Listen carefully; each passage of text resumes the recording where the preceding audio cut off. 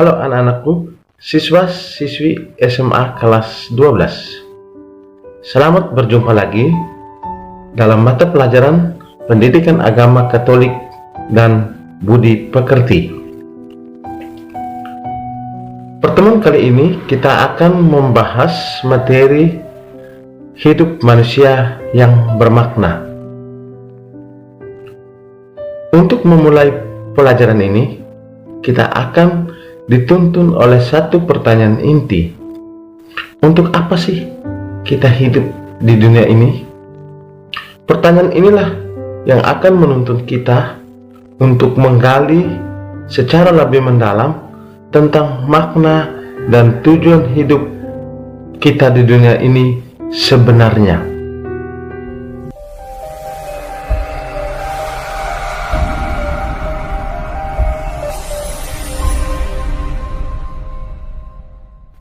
Langkah pertama, menggali pengalaman manusiawi tentang makna hidup manusia.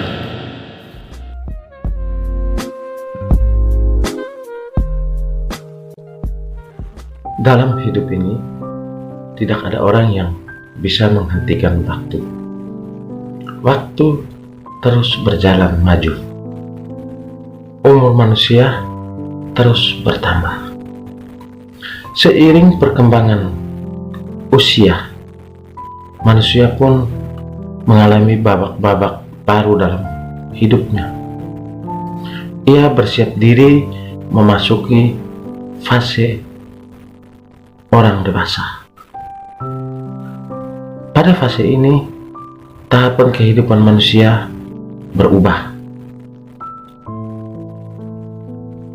Ada 3 hal yang menjadi fokus perhatian manusia pada fase ini. Yang pertama, orang akan fokus melakukan sesuatu hal.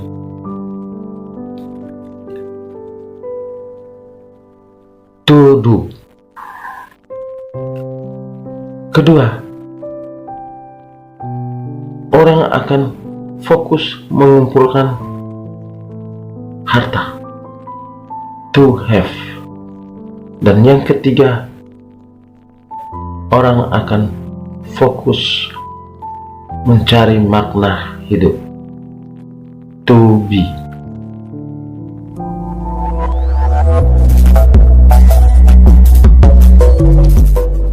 Fase pertama, orang fokus melakukan sesuatu.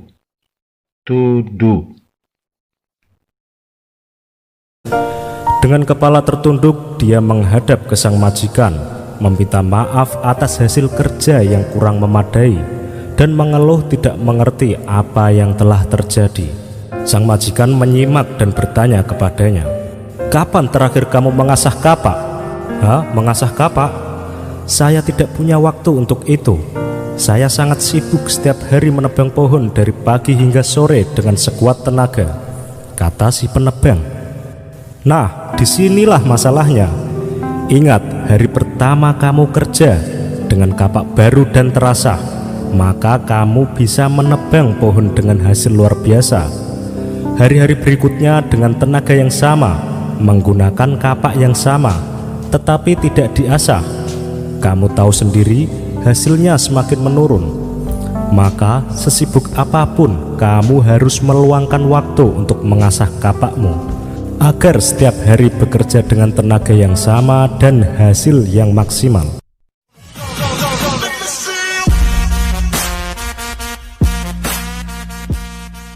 Pada fase ini, orang sudah bekerja maksimal, tetapi hasilnya kurang maksimal karena belum ada faktor-faktor pendukung lain.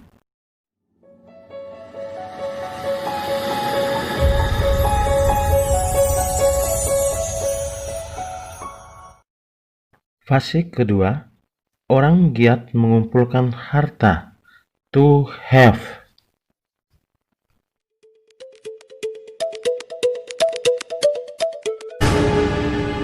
Pokoknya ibu nggak mau tahu. Kamu tuh harus nikah sama laki-laki kaya itu. Ibu, Fatim halu. Lagi pula kan aku baru kenal sama dia. Fatih, Gilang itu laki-laki kaya dan dia sudah yatim piatu. Jadi kalau kamu nikah sama dia, hidup kita ini bakalan enak. Masya Allah, kenapa ibu berpikiran seperti itu sih? Kalaupun aku menikah karena Allah. Alah, kamu itu nggak usah sok munafik. Hidup kita ini udah miskin, udah sengsara.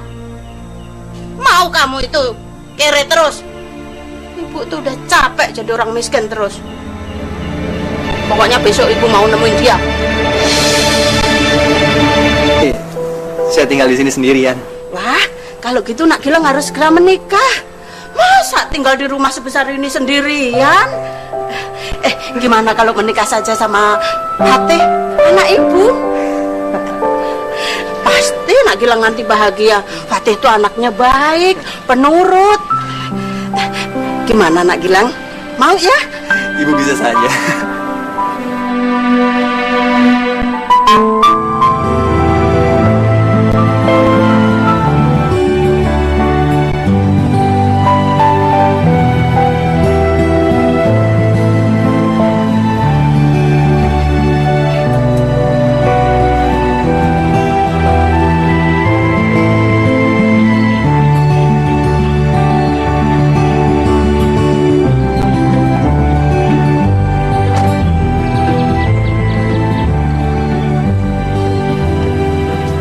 Nak Gilang udah pulang.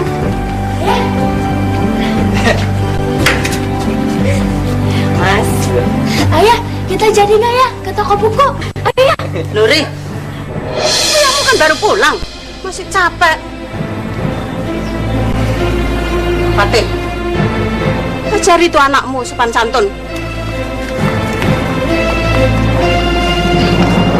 Lihat, mertua si Gilang.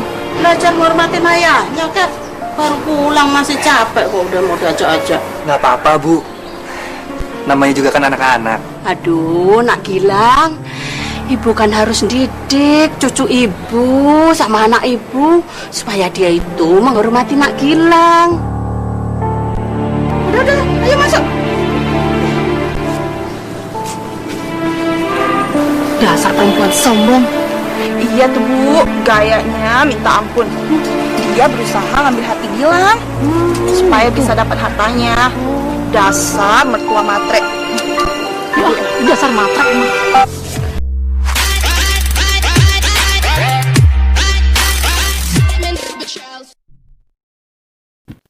Pada fase ini, orang mulai menghasilkan, tetapi ada bahaya bahwa orang akan terjebak dalam kesibukan mengumpulkan harta benda saja.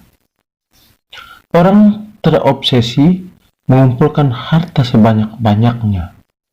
Meski hartanya segunung, tapi dia tidak mampu menikmati kehidupannya. Matanya telah tertutup materi dan lupa memandangi berbagai keindahan dan kejutan dalam hidup. Ia tidak mampu memberikan secuil arti bagi hidup yang sudah dijalaninya. Banyak orang masuk dalam fase ini.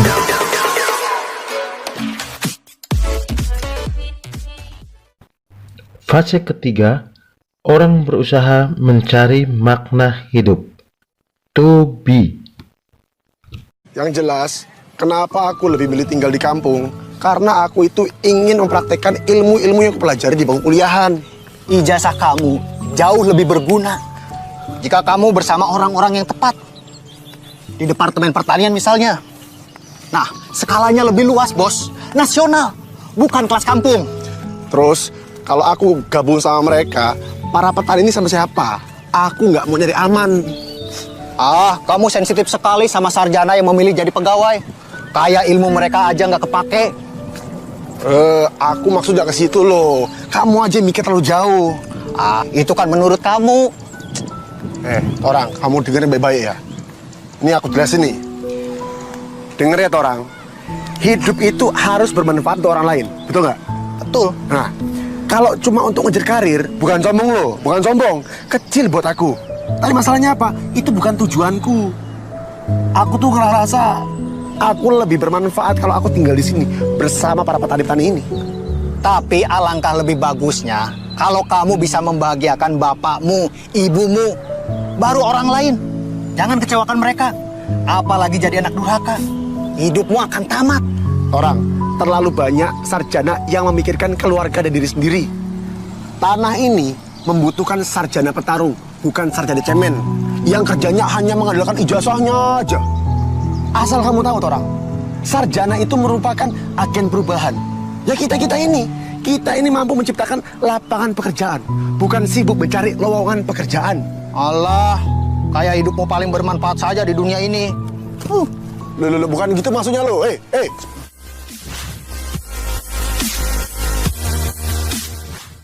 Pada fase ini, orang tidak hanya bekerja dan mengumpulkan, tapi juga memaknai. Orang terus mengasah kesadaran diri untuk menjadi pribadi yang semakin baik. Pada fase ini merupakan fase di mana kita menjadi pribadi yang lebih bermakna. Kita menjadi pribadi yang berharga bukan karena harta yang kita miliki, melainkan apa yang bisa kita berikan kepada orang lain.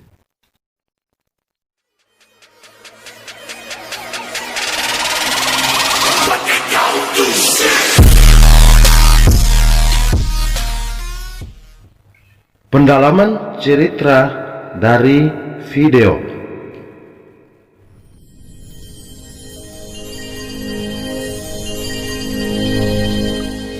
Pertanyaan penuntun.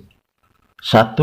Sebutkan tokoh-tokoh yang berperan dalam video 1, 2, dan 3. Jelaskan peran mereka masing-masing. 2. Mengapa sang buruh meminta maaf kepada majikan? Video 1. 3. Jelaskan kesalahan-kesalahan yang dilakukan sang buruh atas pekerjaannya. 4. Apa nasihat dari sang majikan untuk sang buruh? 5. Apakah sang buruh dan majikan sudah menemukan kebahagiaan dalam pekerjaannya? 6. Apa tujuan Mama Fatin menjodohkan Fatin dengan Gilang? Video 2. 7. Apakah mereka sudah menemukan kebahagiaan hidupnya? 8. Apakah ada hubungan kekayaan dan kebahagiaan? Jelaskan hubungannya. 9. Tujuan apa yang mau dicapai tokoh sarjana dalam video 3? 10. Jelaskan tantangan yang dihadapi tokoh sarjana dalam video 3. 11. Apakah ada hubungan tujuan hidup dengan kebahagiaan? Jelaskan. 13. Tema apa yang cocok untuk video 1, 2, dan 3? Jelaskan tema-tema tersebut. 14. Buatlah sebuah korelasi dari video 1, 2, dan 3 dengan materi hidup manusia yang bermakna.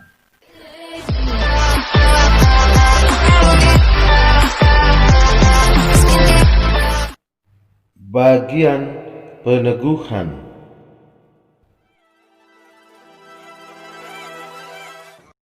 Memaksakan diri untuk memotong kayu dengan lapak yang tumpul ada hikmahnya buat sobat-sobat muda, yaitu bahwa pengetahuan dan pengalaman hidup itu penting untuk bekal Anda menghadapi tantangan di masa yang akan datang. Anda boleh kerja keras, punya fisik sehat, dan mental kuat, tapi kalau kurang pengetahuan dan minim pengalaman, maka Anda sesungguhnya sudah kalah berperang melawan kerasnya tantangan hidup ini. Karena itu, sobat-sobatku, janganlah putus asa jikalau sudah mencoba tapi belum berhasil. Teruslah mencoba. Teruslah mengasah kapak hidupmu dengan asah otak dan olah rasa. Perilaku Mama Fatin adalah cerminan buat sahabat-sahabatku untuk melihat diri bahwa dalam hidup ini sangat terbuka kesempatan untuk kita bisa mengubah nasib dari miskin menjadi kaya. Namun yang terpenting adalah kita tidak boleh menukar cinta, kasih sayang, persaudaraan, persahabatan dengan harta.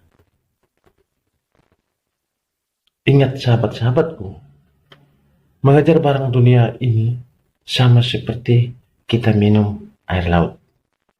Semakin diminum, maka kita akan semakin bertambah haus. Semakin kita berhasrat untuk mengejar barang dunia, maka akan semakin terlena pula kita dibuatnya. Kita bisa mabuk duit, kita bisa mabuk harta, kita bisa mabuk cinta, kita juga bisa mabuk takhta. Tokoh Sarjana dalam video 3 menginspirasi kita semua untuk menyadari bahwa tujuan hidup tertinggi di dunia ini adalah mencapai kebahagiaan ketika kita merasa diri bermanfaat untuk orang lain. Hidup ini bukan hanya sekedar kerja keras, juga bukan hanya mengumpulkan harta sebanyak-banyak, tetapi yang terpenting dalam hidup ini adalah apakah Anda sudah bermanfaat untuk orang lain. Untuk bisa bermanfaat bagi orang lain, kita perlu berbuat baik. Karena itu, Anda perlu belajar sifat-sifat utama untuk menjadi orang yang baik, seperti jujur, setia, disiplin, berintegritas, adil, pemaaf, murah hati, sopan, optimis, tekun, rajin, bisa diandalkan, kasih sayang, tanggung jawab, berani, percaya diri, dan tahu bersyukur. Langkah kedua, menggali ajaran kitab suci tentang makna hidup manusia.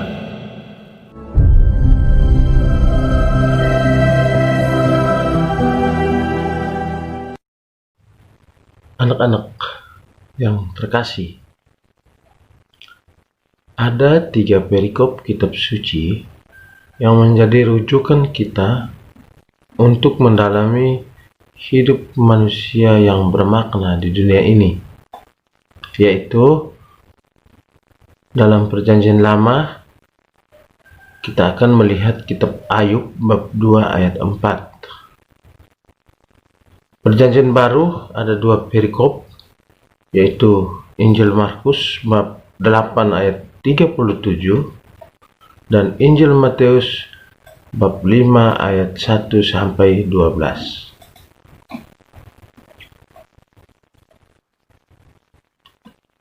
Yang pertama, Ayub bab 2 ayat 4. Lalu jawab iblis kepada Tuhan, kulit ganti kulit.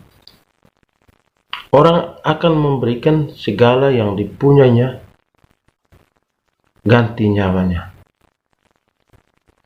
Atau kulit ganti kulit artinya orang akan memberikan semua yang dimilikinya untuk menyelamatkan nyawanya. Yang kedua, Injil Markus bab 8 ayat 37. Karena apakah yang dapat diberikannya sebagai ganti nyawanya? Atau apa yang dapat seseorang berikan untuk menebus nyawanya? Atau apa yang dapat diberikan oleh seseorang sebagai penukar nyawanya? Atau dapatkah hidup itu ditukar dengan apapun? Tidak ada sesuatu yang kamu bisa berikan untuk mengganti hidupmu. Sebab tidak ada sesuatu pun yang dapat diberikan orang untuk mendapatkan kembali hidupnya. Kamu tidak akan pernah bisa menebus kembali nyawamu. Sesudah mati, kamu mau tukar harta apa dengan Allah lagi? Supaya kamu dapat diperbolehkan hidup kembali? Tidak mungkin. Dapatkah hidup itu ditukar dengan sesuatu? Tentu tidak.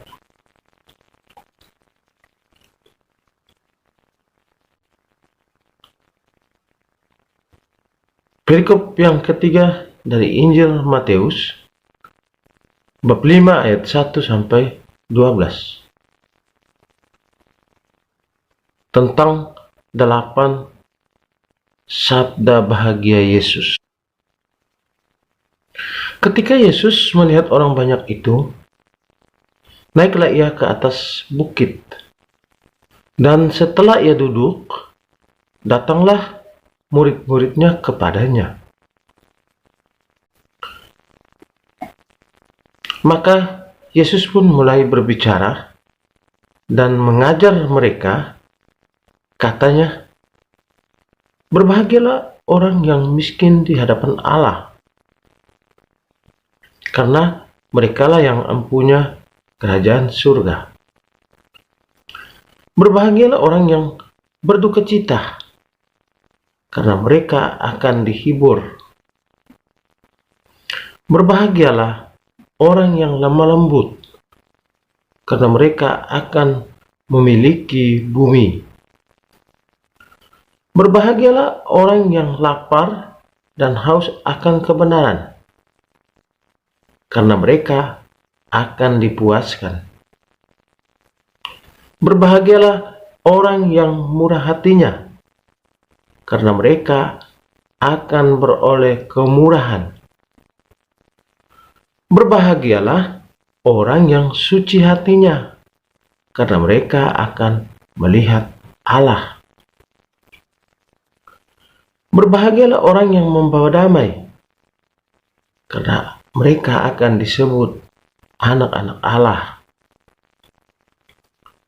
Berbahagialah orang yang dianiaya oleh sebab kebenaran, karena merekalah yang empunya kerajaan surga.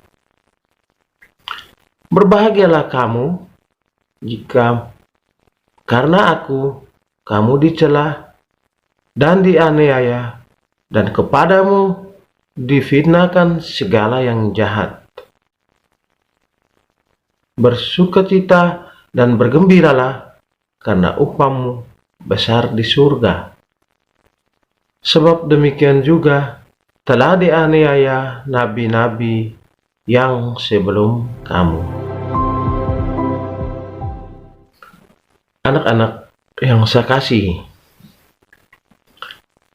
pada peristiwa dalam Matius bab 5 ayat 1 sampai 12 ini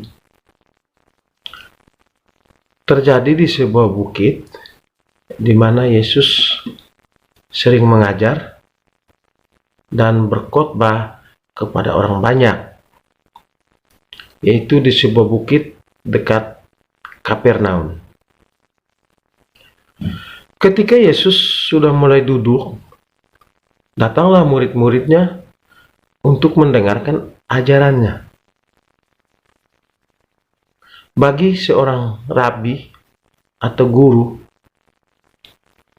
pada waktu ia duduk, biasanya murid-muridnya tahu bahwa sang guru atau rabi itu akan mulai berbicara dan mengajar mereka.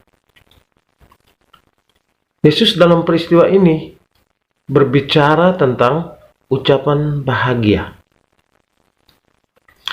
Kata berbahagialah yang terdapat dalam ucapan Yesus ini merupakan sebuah kata yang khusus. Kata berbahagialah dalam bahasa Yunani dari kata makarios yang berarti diberkati atau beruntung atau berbahagia, yang tidak dipengaruhi oleh keadaan atau kondisi apapun. Jadi kata makarios mengungkapkan kesukacitaan yang mengandung rahasia di dalam dirinya sendiri. Kebahagiaan yang begitu mendalam dan tidak tersentuh oleh pengalaman indrawi manusia. Ucapan berbahagialah di dalam khotbah di bukit itu berbicara tentang kesukacitaan yang datang kepada kita melalui penderitaan kita. Kesukacitaan yang tidak bisa disentuh ataupun dihilangkan oleh kesedihan, oleh rasa kehilangan, oleh kesakitan, oleh kedukaan, dan oleh kuasa-kuasa yang lain. Sukacita yang diberikan Yesus itu bersinar melampaui tangisan dan ratapan, dan tidak akan dapat diambil atau dibinasakan oleh kuasa apapun di dalam kehidupan maupun kematian. Hanya orang yang percaya saja yang sanggup melakukan hal-hal yang dikehendaki Allah. Ia akan disebut orang-orang yang berbahagia, dan mereka akan memiliki kerajaan Allah.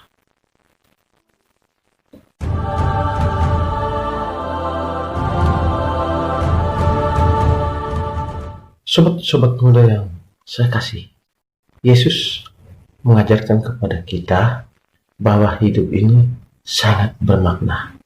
Hidup kita sangat berharga apabila kita hidup sesuai dengan kehendak Allah. Dengan demikian, kita akan menjadi orang yang hidup penuh dengan kebahagiaan. Tantangan dari sabda-sabda bahagia Yesus adalah agar kita membuka hati kepada Allah dan memperkenankannya mengubah hidup kita. Tuhan Yesus memberikan kelegaan kepada mereka yang terpanggil untuk masuk kerajaannya. Sekalipun hidup di dunia ini terasa sangat sengsara, bernasib sial, dan tidak pernah nyaman akan dunia ini, namun sebagai pengikut Yesus sejati, kita akan berbahagia karena kasih Allah tidak pernah terlepas dari awal sampai akhir. Perlu kita sadari bahwa ketenteraman hidup di dunia adalah berkat dari Allah yang membuat kita senang. Namun penderitaan di dunia juga merupakan berkat dari Allah yang membuat kita bertumbuh dewasa dan matang.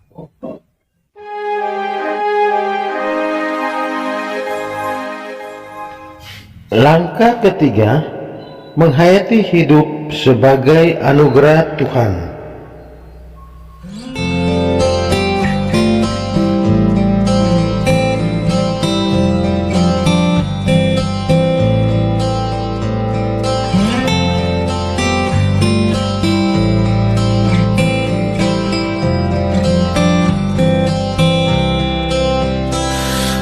Ada manusia yang terlahir sempurna. Jangan kau sesali segala yang telah terjadi. Kita pasti pernah dapatkan cobaan yang berat. Seakan hidup ini tak